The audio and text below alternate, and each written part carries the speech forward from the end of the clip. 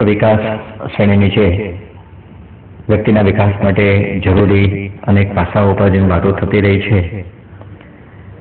એ પૈકી એક બહુ જ મહત્વનું પાસું એટલે માણસનું મન અને મનની જે ચમત્કારિક શક્તિ છે, મનની જે વિશાળ ભૂમિકા છે માનવ વિકાસમાં, એના અંગેની આજે આપણે વાત કરવાના છીએ. મન એક જાગૃત મન અને એક અર્ધ જાગૃત મન.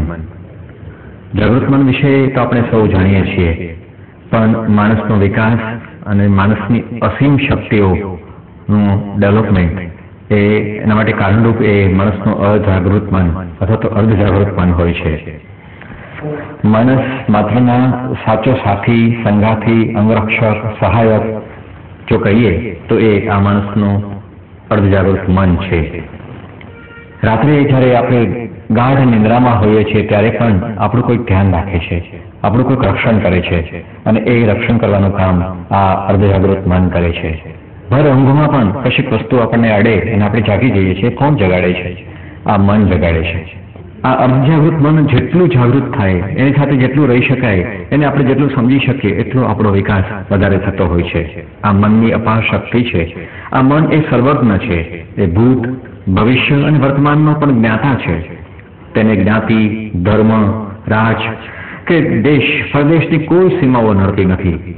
તેને મારી ન શકાય, તેને બાળી ન શકાય, તેને ભૂલી ન શકાય, તે ખાલી ન શકાય. તે અજરા અમર છે. આપણે આજે અસ્તિત્વમાં છીએ ત્યારે પણ છે, જ્યારે નહોતા ત્યારે પણ હતું, અને ભવિષ્યમાં પણ એ હંમેશા આપણી સાથે રહેવાનું છે. આ અર્ધજાગ્રત મનને આપણે જેટલું સમજતા શીખશું, એની સાથે જેટલું રહેતા સમજશું, એને પાસેથી જેટલું આપણે કામ લેતા શીખશું, એટલો આપણો વિકાસ થવાનો છે. મન હી દેવતા, મન હી ઈશ્વર, મન સે બડા ન કોઈ. મન ઉજિયાલા જબ જબ ફેલે, જગ ઉજિયાલા હોય. આ મન વિશે ઘણું બધું ગવાયું છે, ઘણી બધી વાતો થઈ છે. જગ સે ચાહે ભાગ લે કોઈ, મન સે ભાગ ન પાય. મનથી કશું જ અજાણ નથી.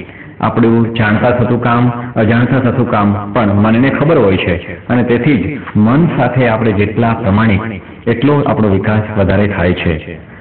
મનને જેમણે જાણ્યું છે, મનને જેમણે જીત્યું છે, એ લોકો ખૂબ વિકસી શક્યા છે, અને એટલા માટે જ વર્ષોથી, સદીઓથી, યુગોથી આ મનને જાણવા માટે સાધુ, સંતો, ઋષિઓ, વૈજ્ઞાનિકો પ્રયત્નો કરતા આવ્યા છે.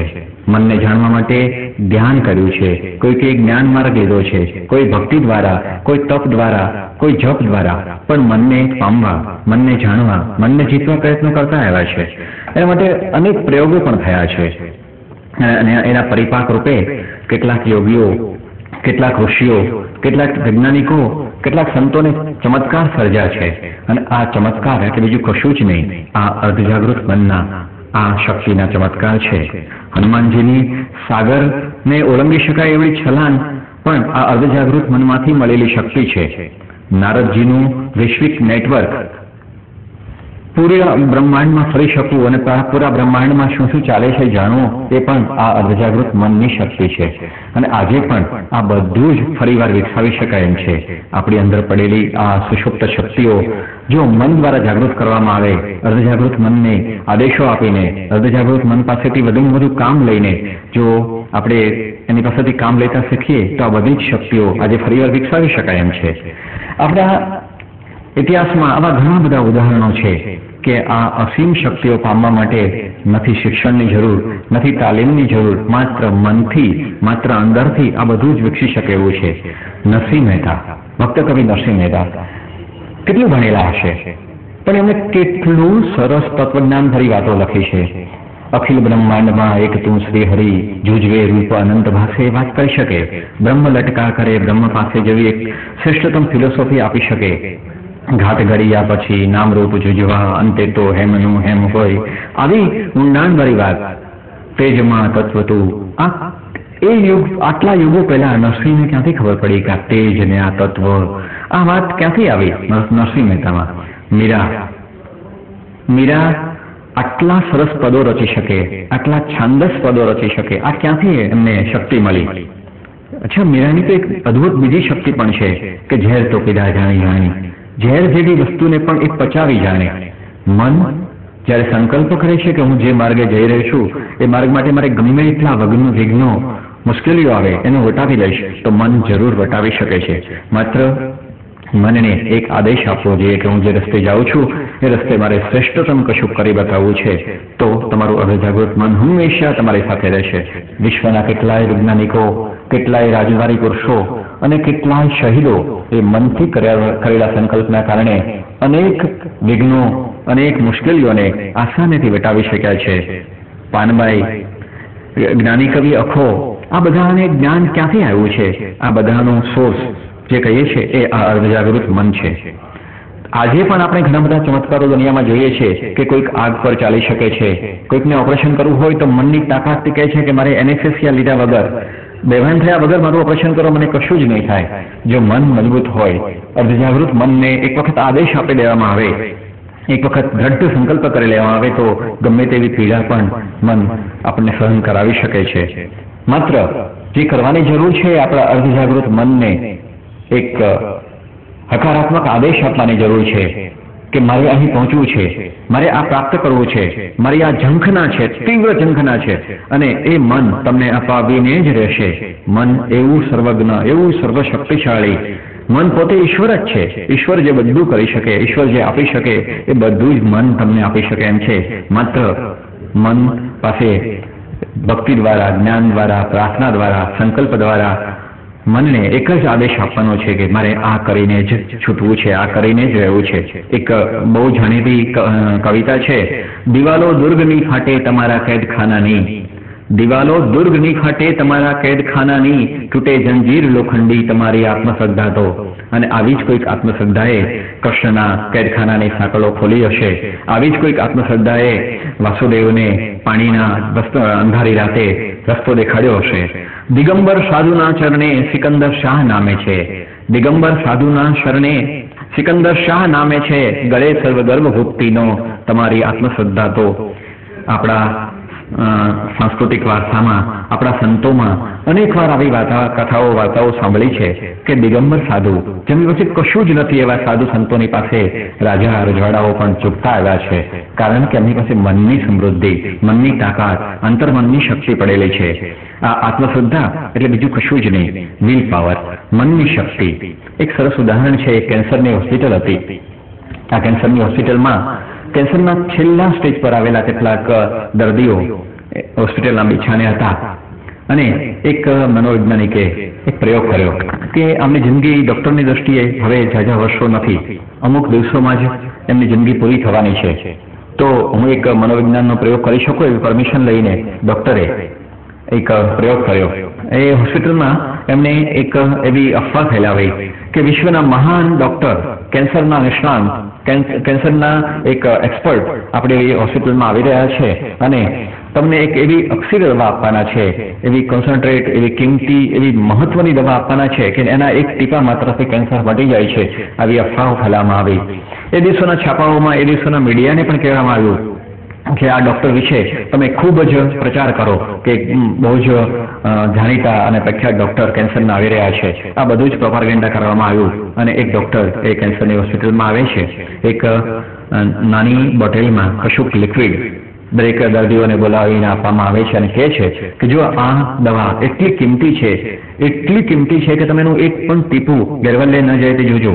સવારે રોજ વહેલા ઉઠીને તમે તમારા જે ભગવાન કે જે પ્રાર્થના કરતા હોય એ પૂરું કરીને, મનને દઢ કરીને તમારી જીભ ઉપર આનું એક જ ટીપું મૂકવાનું છે આ દવાનું, અને એક ટીપું મૂક્યા પછી 10-15 મિનિટ શાંત થઈને તમારા મનને કહેવાનું છે મારું કેન્સર મટી રહ્યું છે, મારું કેન્સર મટી રહ્યું છે, આ દવા જરૂર મટાડી દેવાની છે. આવી બધી વાત થઈ. દરેક દર્દીઓને એક એક દવાની બોટલ આપવામાં આવી અને ડૉક્ટર ત્યાંથી નીકળી જાય છે. એક અદ્ભુત ચમત્કાર સર્જાય છે કે જે દર્દીઓ 2-5 મહિનાથી વધારે જીવી શકે તેમ નહોતા, તેમને આ દવાએ એક ચમત્કાર સર્જ્યો.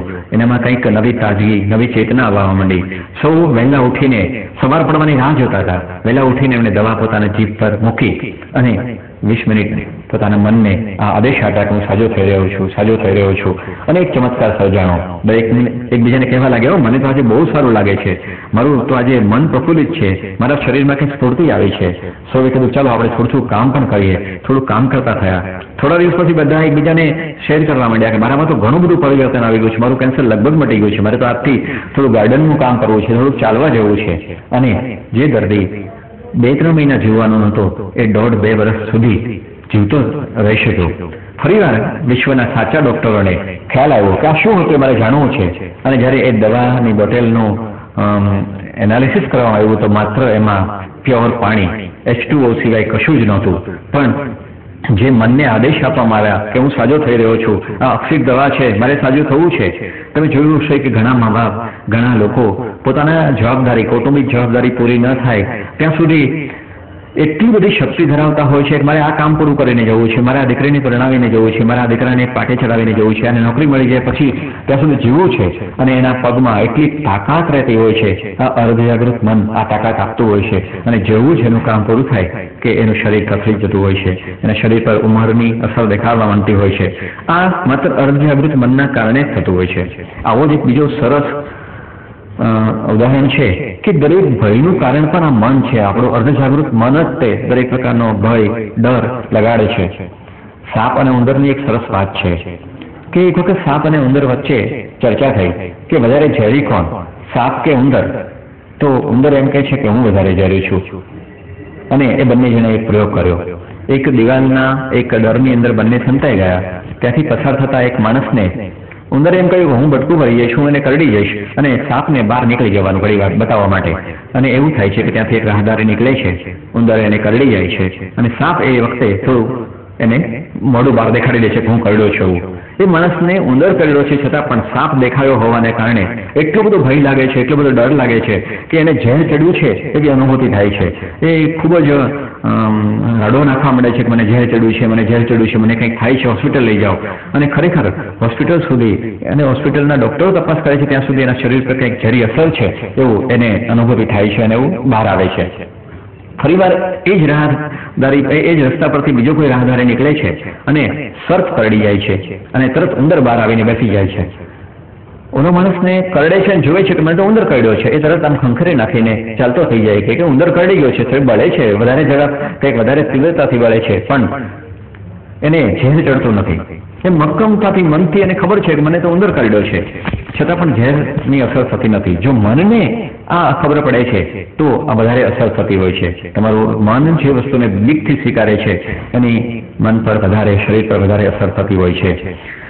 આપણી જે શિક્ષણ પ્રણાલી છે, આપણી ગુરુકુલ પ્રથા હતી, એમાં પણ મનને તૈયાર કરવા માટે ગુરુઓએ, ઋષિઓએ, મુનિઓએ એક તાલીમ આપેલી. આવો પણ એક સરસ વાત છે કે મન દ્વારા કેવી શક્તિ એકઠી કરી શકાય છે.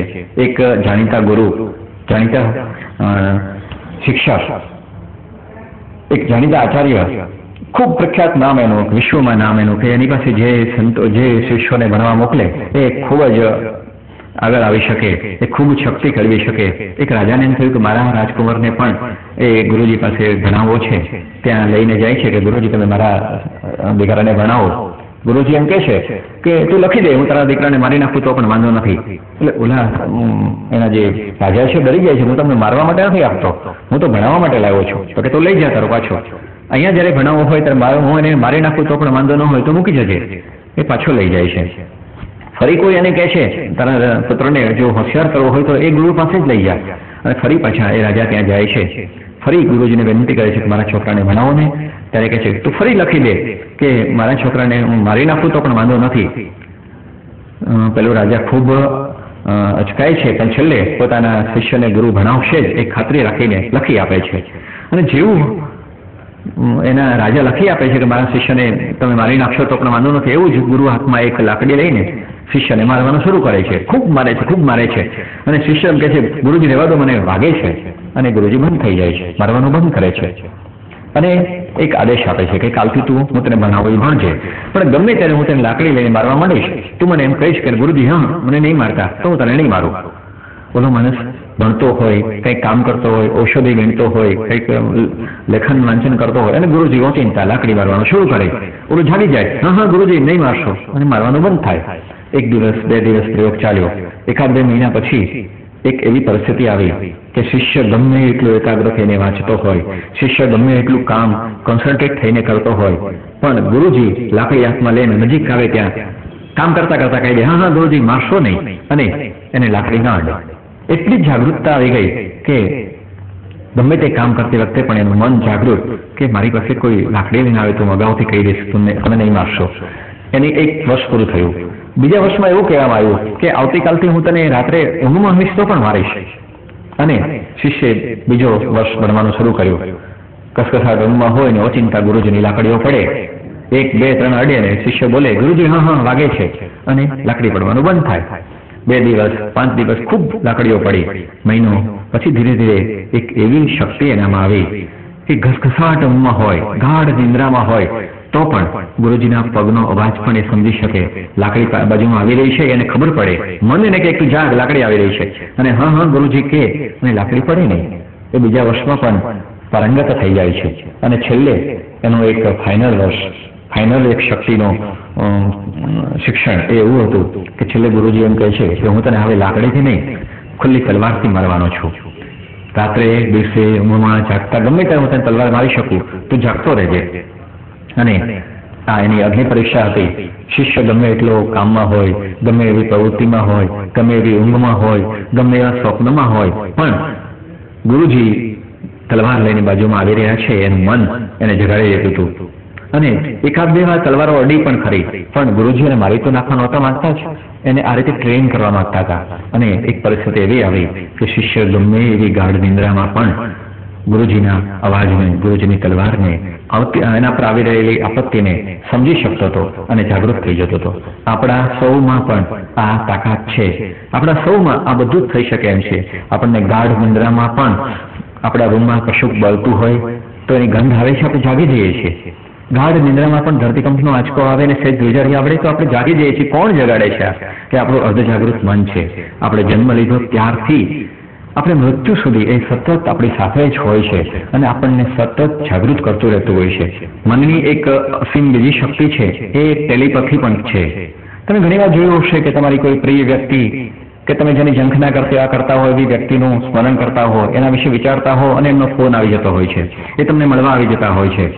આ શું કામ થાય છે? ઘણી વાર આપણે જેને ફોન કરવા માંગતા હોય એમનો જ ફોન આપણી પાસે આવીને ઉભો રહી જતો હોય છે. આ એક ટેલિપથી છે, એક વૈશ્વિક નેટવર્ક છે. કદાચ મન એવી વસ્તુ, મન એવી વૈશ્વિક ચેતના છે કે જે દરેક માણસ વચ્ચે જોડાયેલો એક તંત્ર છે, એક નેટવર્ક છે. આના કારણે કહેવાય છે કે જો મનની તીવ્ર ઈચ્છાથી કોઈને આપણે યાદ કરીએ, મનની તીવ્ર ઈચ્છાથી કોઈને આપણે સંદેશો મોકલીએ, તો જેમ આપણા મોબાઈલ દ્વારા SMS જાય છે એવો જ તે એના કરતાં પણ વધારે ક્લિયર SMS સંદેશ આપણે આપણા પ્રિયજન સુધી પહોંચાડી શકતા હોઈએ છીએ. આના વિશે પણ અનેક પ્રયોગો થયા છે. એક સરસ પ્રયોગ છે કે 2 વૈજ્ઞાનિકોએ એક ઉંદરના 3 બચ્ચા અને એક ઉંદરને લઈને એક પ્રયોગ કર્યો છે. 2 વૈજ્ઞાનિકોએ પોતાની ઘડિયાળનો બરાબર શાર્પલી સમય નોંધી લીધો અને એક વૈજ્ઞાનિક 3 બચ્ચાને લઈને સમુદ્રના તળિયે સબમરીનમાં લઈને વયો જાય છે. બીજો વૈજ્ઞાનિક એ બચ્ચાની માં ઉંદરને દરિયાની બહાર, સમુદ્રની બહાર લઈને બેસે છે અને એવું નક્કી થાય છે કે સમુદ્રના તળિયે જે માણસ લઈને ગયો છે સબમરીનમાં ઉંદરના બચ્ચાને, એને અમુક સમયના અંતરે એ મારી નાખવાનો છે. ઉપર જે વૈજ્ઞાનિક બેઠો છે બહાર, સમુદ્રની બહાર, એ સમય નોંધવાનો છે કે જ્યારે નીચે બચ્ચાને મારવામાં આવે છે ત્યારે ઉંદરની માને કશી અસર થાય છે. અને જોવાનું જોગ એવું બને છે કે જ્યારે સમુદ્રના તળિયે કોઈ વૈજ્ઞાનિક બરાબર 5 ને 10 સેકન્ડે કોઈ બચ્ચા પર બ્લેડ મારીને મારવાનો પ્રયત્ન કરે છે, એ જ સમયે ઉપર એની માને એક તીવ્ર વેદના થતી દેખાય છે. એ ખૂબ કૂદાકૂદ કરે છે, ખૂબ દોડાદોડી કરે છે. એ ઉપરનો વૈજ્ઞાનિક નોંધ કરે છે. બીજું બચ્ચું બરાબર અમુક સમયના અંતરે સમય નોંધાય છે કે 5 ને 35 ને અમુક સેકન્ડે એને મારવામાં આવે છે અને સેમ સેકન્ડે ઉપર જે વૈજ્ઞાનિક એની ઉંદરના બચ્ચાની માને લઈને બેઠા છે એમને એ સમય, એ આનો જે વહીવલતા અથવા દોડાદોડી એ સ્પષ્ટ નોંધી શકે છે. આ કારણ છે માતા અને બાળક વચ્ચેનો એક સંબંધ. એને બાળકને જ્યારે દુઃખ થાય છે ત્યારે માતાને ગમે એટલા જોજન દૂર હોય તો પણ એને ખબર પડતી હોય છે અને આ એક ટેલિપથીનું કારણ છે. આવું જ એક કહેવાય છે કે આપણે મૃત્યુ પછી પણ જો મનની શક્તિ, મનની ઈચ્છા અધૂરી રહી હોય તો એ પૂર્ણ થઈને જ રહેતી હોય છે.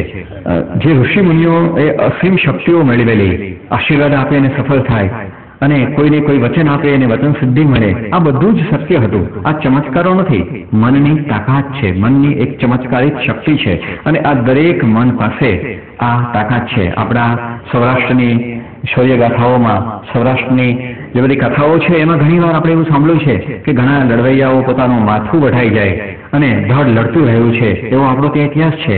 ઘણા યોદ્ધાઓના હાથ કપાઈ જાય અને હાથ સાથે તલવાર બાંધીને કપાયેલા હાથે પણ યુદ્ધ લડ્યા છે, એવો ઇતિહાસ આપણો બોલે છે. આ કોણ કરાવે છે?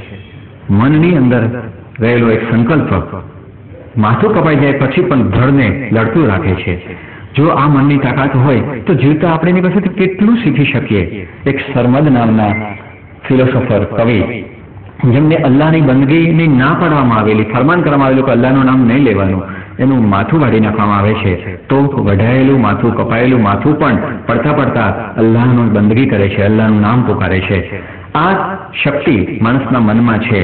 માત્ર મનથી સંકલ્પ કરવો જોઈએ. પછી મનને જેમ અલ્લાઉદ્દીનનો જાદુઈ ચિરાગ છે, એ જાદુઈ ચિરાગમાંથી એક પેલો નીકળે છે જીન, અને કહે છે કે તમે જે કામ આપો હું કરી દઈશ. એમ તમારા મનની અંદર એક આ અલ્લાઉદ્દીનનો જીન જાદુઈ ચિરાગમાંથી બહાર નીકળીને તમારું બધું જ કામ કરી દેવા માટે તૈયાર છે. માત્ર તમારે એને આદેશ આપવાનો છે, પણ એ આદેશ પૂરી દૃઢતાથી, પૂરા સંકલ્પથી, પૂરી એકાગ્રતાથી અને સાચા દિલથી મળવો જોઈએ. અને પછી એ સાચો આદેશ છે કે ખોટો, પાપવાળો છે કે પુણ્યવાળો, એ મન કશું જોતો નથી. માત્ર એમના માલિક તરફથી મળેલો આદેશ એમને પૂર્ણ કરવાનો છે. એટલે તમે તમારા મન સુધી કોઈ નેગેટિવ વાત નહીં પહોંચાડશો. તમે સિદ્ધિઓ મેળવવા માટે, આગળ વધવા માટે, સુખ મેળવવા માટે, શાંતિ મેળવવા માટે તમે જેટલા આદેશ મનને આપશો, સુખી આરોગ્ય મેળવવા માટે, એ જરૂર સફળ થશે. માત્ર તમારે મનને દૃઢતાથી આ વાતો કરતી રહેવાની છે.